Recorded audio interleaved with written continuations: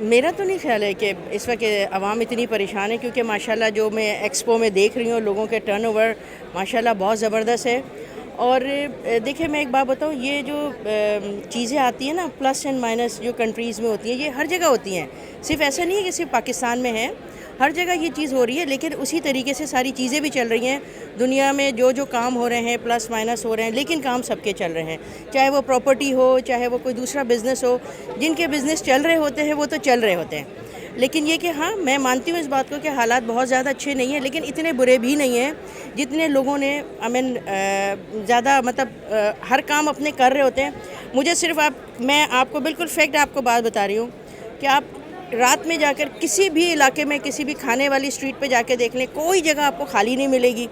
اور حالات ہمارے بہت خراب ہیں، مطلب میں اس بات کو مانتی ہوں، لیکن کھانے کی جگہ کوئی خالی نہیں ملتی ہے۔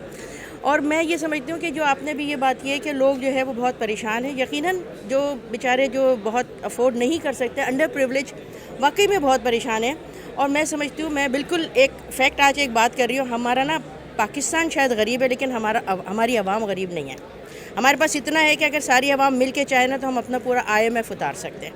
بالکل میں آپ کو فیکٹ بتا رہی ہوں۔ پلس یہ کہ جو آپ نے کلچر ڈے کے بارے میں کہا، culture day is a very good thing, اور وہاں پہ ہونا بھی چاہیے اس طرح کی چیزیں، کیونکہ دیکھیں ہمارے پاس یہاں پر اتنی زیادہ کوئی چیزیں ہیں ہی نہیں ایکٹیویٹیز کی، تو ایسے ایکٹیویٹیز بھی ہونی چاہیے جہاں پر اس طرح کے پروگرامس ہوں اور لوگ جو ہے نا اس کو انجوائے کریں۔ اور میں سمجھتی ہوں کہ کل ایک بہت اچھا پروگرام شروع ہونے والا ہے، آپ لوگ بھی جو بھی اگر آنا چاہیں تو ضرور آئیں، جوائن کریں۔ ایک اچھا پروگرام ہے کراچی شہر میں، اس کو لوگوں کو سب کو مل کے اس کو جو ہے کامیاب بھی کرنا چاہیے اور انجوائے بھی کرنا چاہیے۔ Thank you.